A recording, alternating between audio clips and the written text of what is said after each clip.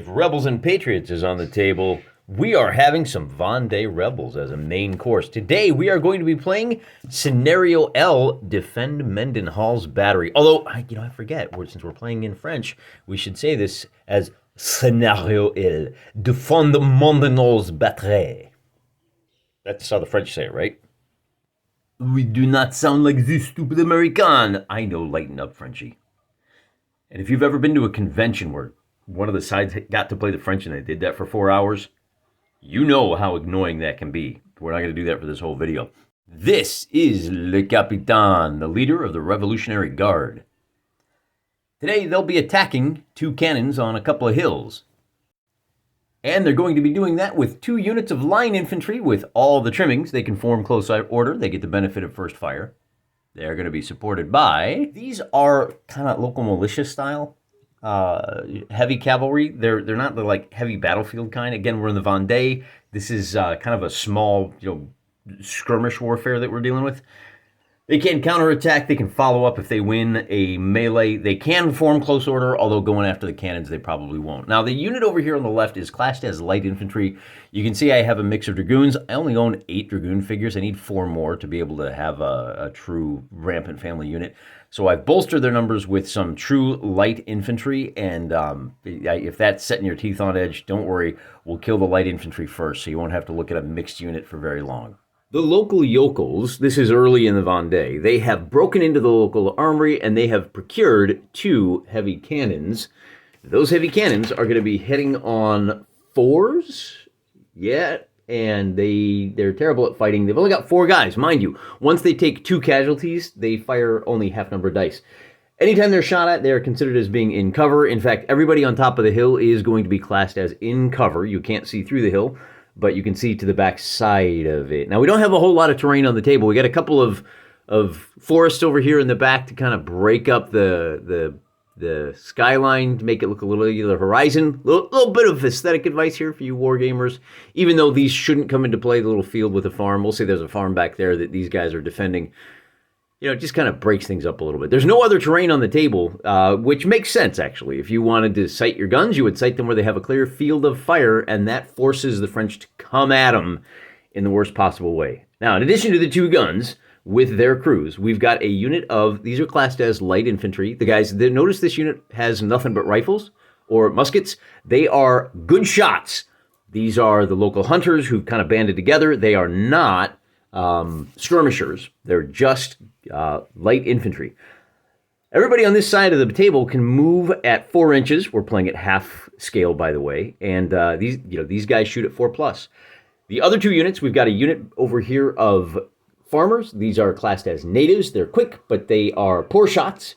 The only time they can shoot is when they're doing skirmish orders anyway, which I don't anticipate them doing. Maybe if they get charged. They can countercharge, they can follow up, and they're fleet, meaning these 2 units are not affected by the slowing down of terrain, which the hills will do. What did I buy? They're 4 points. Yeah, so all of these are 4-point units. We only have 12 points on the board, plus the 2 guns, and the victory conditions here are, let's talk about this real quick. The defender gets 4 honor if none of the artillery pieces are destroyed. They get 2 if only 1 is destroyed, and if they can cause 33% casualties. If they can knock out 8 points worth of units, they will score 2 honor. For the attacker, they get 2 honor for each piece destroyed, and they get 2 honor if they cause 66% casualties. Notice that our leader for the rebels is down here in the back. He's not really being very cowardly. He watched as Monsieur, I think it was Delbey. Let's call this one, he's the only one of them on a horse. He is Monsieur Catherine himself. A wandering kind of, a very popular guy in the Vendée. A really great guy. Everybody loved him. I think he was like a wandering, merchant, salesman kind of guy. Point being, if we put him in behind the hills, not only is he a little bit safer, which is out of character. The leaders of the Vendée typically led from the front. But by putting him there, he is within 6 inches of all of his boys, meaning everybody on the table has a +1 to all of their activations, and I think they're going to need that. His force can also act as a reserve. If one of the guns if the enemy comes into contact with one of the guns, they can rush up and defend it. Because, we should probably talk about that too before we go any further. In order to destroy the artillery, the attacker has to drive off all 4 of the of the guys that are working the gun, and then they have to use a successful attack action to disable the gun. But they cannot do that if there is a defending unit within 3 inches, or in our case, 1.5 inches of the artillery piece. So they have to have sole possession of it. Attacker takes the first go. Oh, that is a lot of open ground, isn't it? Man, you gotta give him credit. It takes just a solid brass pair to want to charge into the guns over an open field like this. I gotta figure out what Le Capitan's special ability is. The white die is the first die roll, so a 4-2 means he is cunning. He always tries to trick his enemy. He may add 6 points of dummy troops while defending. They can, of course, not fire. Well, you know what? He is attacking, so that doesn't do him any good. And then for Catherine, he is a tactician. Add +1 to his tactical value. I have no idea what that means. Oh, I see. That's used for determining who the attacker and defender is. Since we already know that, that does no good. Hey, great. We've got one less thing to worry about today. Now we're going to roll for activation, and the plan here is to send our cavalry around the backside, use our line to try to take this gun, and then I've got the sharpshooters over on the other side of the battlefield. We'll get to that in a moment. We're going to start by trying to activate our cavalry. They are going to activate any 5 or better because they're so close to Le Capitan. And we're going to call that Snake Eyes, which is... uh-oh, SpaghettiOs. Man, is it going to be another one of those days? We had some rough die rolling the other day. On a 1, when you roll Snake Eyes on an activation roll, something really bad happens to you. You roll a d6. Friendly fire. Open fire at the closest friendly unit within range. And remember, because they're not set up in close order, the nearest unit is the unit of Le Capitan. I warned you that these guys are the local militia in previous videos. These guys are not on the front lines fighting the Austrians trying to take advantage of the civil war going on in France. The good news is our shock cavalry they're not allowed to take fire orders. They have no firearms, so we're going to just ignore that.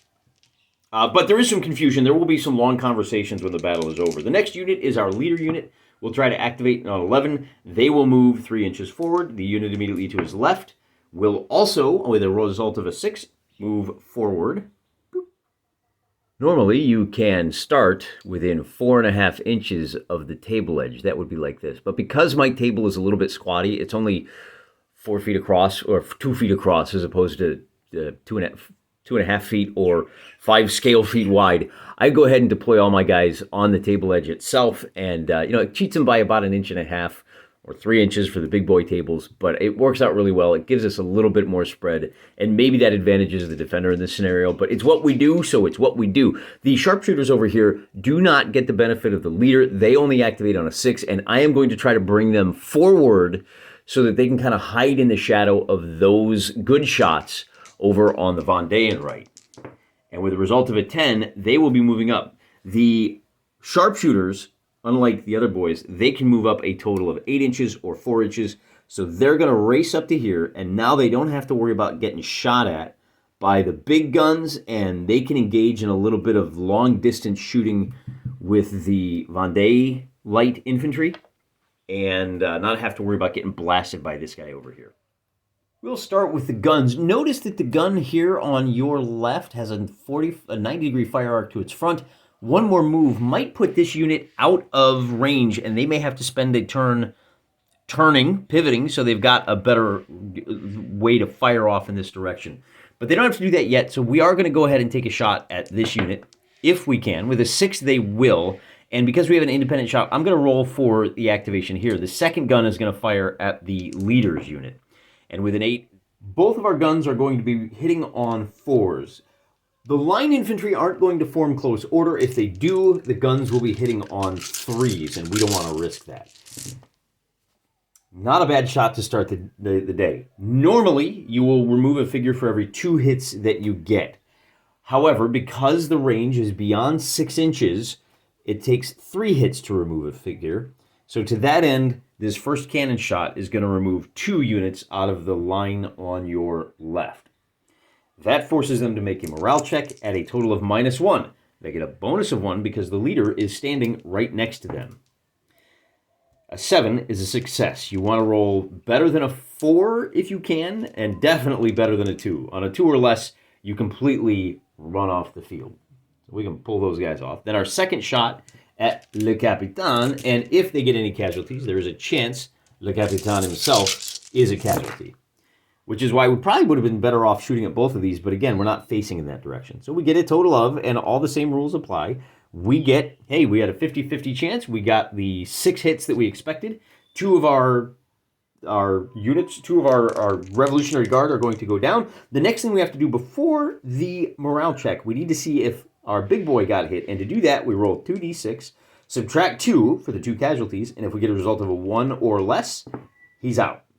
And holy cats, the leader takes his head clean off, and that is going to rattle the entire army. Now we got to remove our second figure from that unit. When the leader goes down, everybody has to make an immediate morale check. Although these guys are already making a morale check at -2, so we'll do that first. With a result of a 9, they're fine. Then these guys are going to make a morale check. And because they didn't lose any figures, there are no minuses. We just are looking for... Oh, although the shock ponies are green. No, they're veteran. They have a discipline of +1, so they will succeed on a 5 or better. And with a 6, they're okay. And then the last unit to check is those sharpshooters who are... Let's take a look here. They have a discipline... Oh, the sharpshooters are green. So they need a 7 or better. All right. That earns them a disorder marker. They will be -1 to activate, -1 to basically all their die rolls, and until they rally, and they only use half dice for shooting. Take a look at this. These guys only have a range, the good shots only have a range of 9 inches. The sharpshooters are out of range. There's nothing they can do unless they want to come down off that hill, which I guess we do.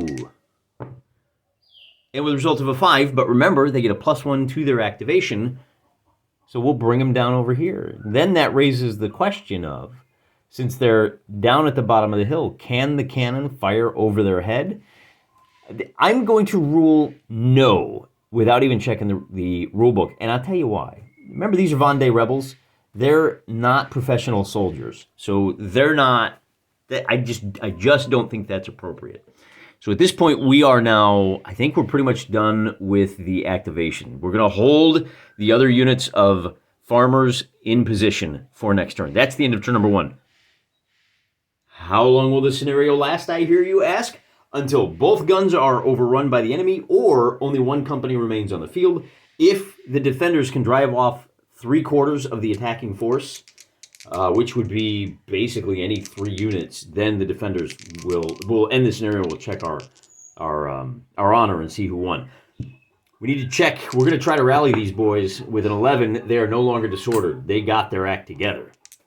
Over on this side of the table, our units only activate on 6s. Our cavalry are going to try to move up, and they will. Now, they get to move a total of 5 inches, which will put... I'm going to move the lead element just to show you exactly what that means. 5 inches puts them right here, and they are now out of danger from the cannons. Although it looks like they are going to be fighting 2-to-1 against the farmers. I don't know how well that's going to go. Then we're going to try these guys. They are going to advance. What do we want to do? We want to try to get to within 6 inches, I think. With a 5, they will not, and then this unit will activate with a 6. Now, when you roll boxcars to activate, once again, something special happens, and with a 6... Reinforcements.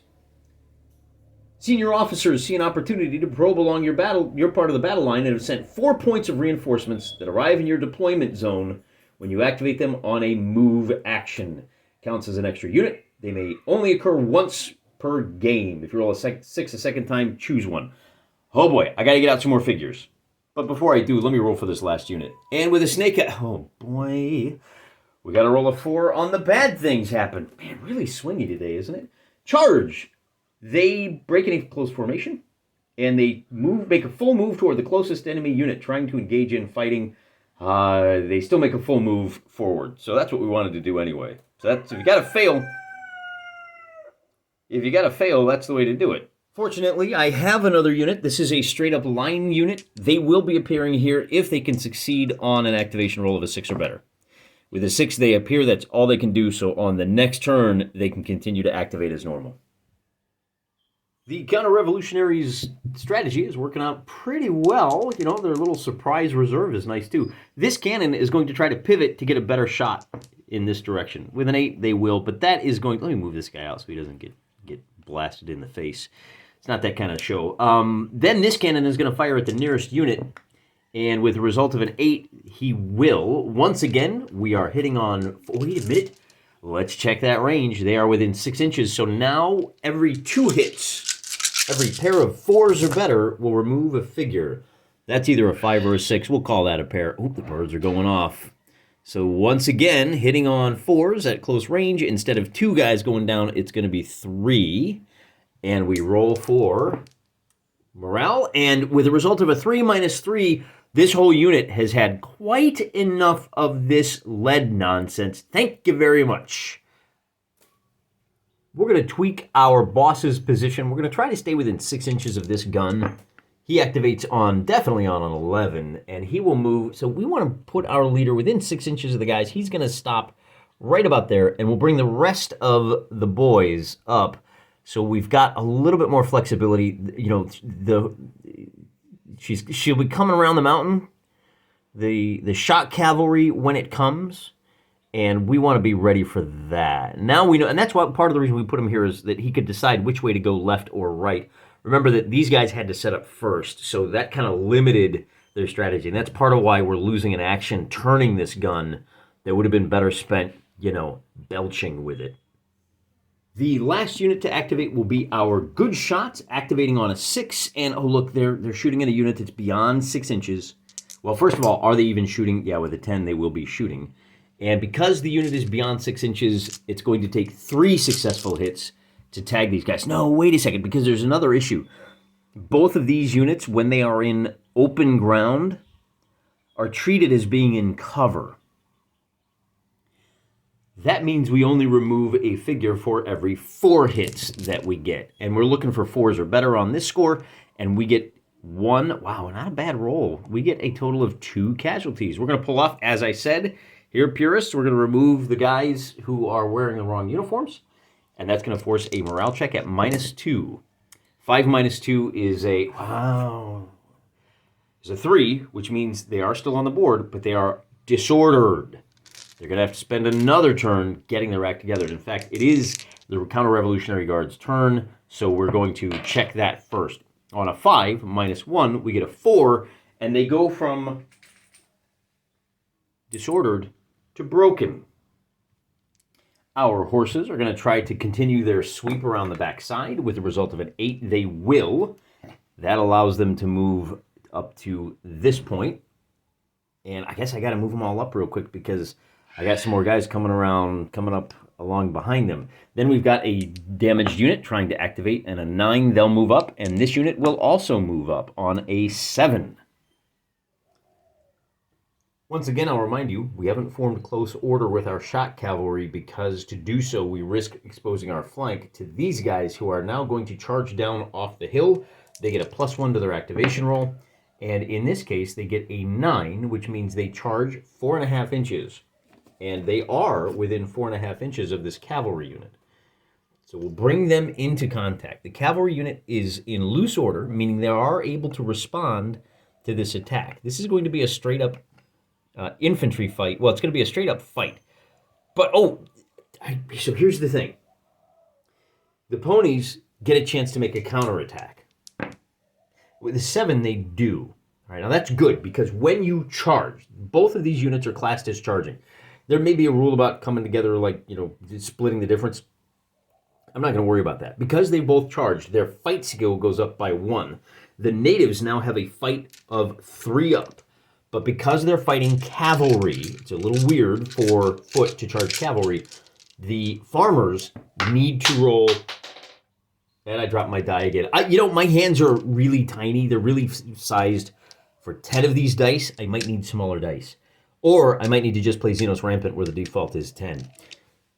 As I was saying, the farmers need to score 3 hits to remove a horsey. But the good news is, because they charge this turn, they are hitting on 3s.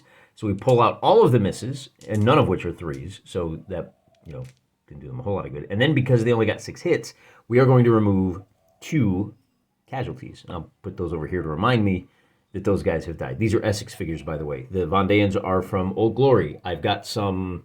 Everything's a mix. Most of the Revolutionary Guard are Essex, but I do have a unit of irregular miniatures mixed in there. Now, our horses are going to attack, and normally they would be fighting on a 5, but because they got the counterattack roll, they'll be hitting on 4s, and they will remove a figure for every pair of successful hits. So they get 1, and they get 2, and that's pretty terrible. Not the least of which, so at 2 and 2, nobody retreats. We just kick over to our morale checks. And oh, by the way, our leader is within 6, so the Vendéans are going to be checking at a total of a -1. An 8 means they're okay. The horses are going to be at a total of -2. And with an 8, they are also okay. If within contactable distance of a table edge, the unit will retreat off the table. Is that right? Man, this just feels wrong. Rules is rules. Man, that's a huge swing. I don't like that.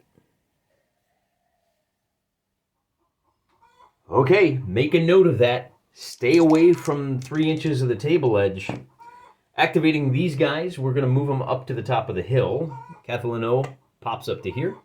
And then we're going to... I'll move the rest of the guys here in a minute. We're going to try to activate this cannon right here on a 5 or better, and we get it. That cannon is going to fire at this unit. As always, are we within 6 inches? I think this cannon is going to be just a bit outside. Meaning we still need to roll 3 successes to remove a casualty. So there's 3, not you, 6, and 9. So 3 more guys are blasted off the field. We make our morale check at 3, and that unit is going to become disordered. Then we have a second unit that is going to fire. Again, are we within 6 inches of our leader? Our leader's sitting right there. Yeah, we are, just barely, edge to edge. So we will be firing on a 5 or better. And with a 4, we will not. So that cannon is still trying to get their act together. Last thing we need to do is open fire with our good shots.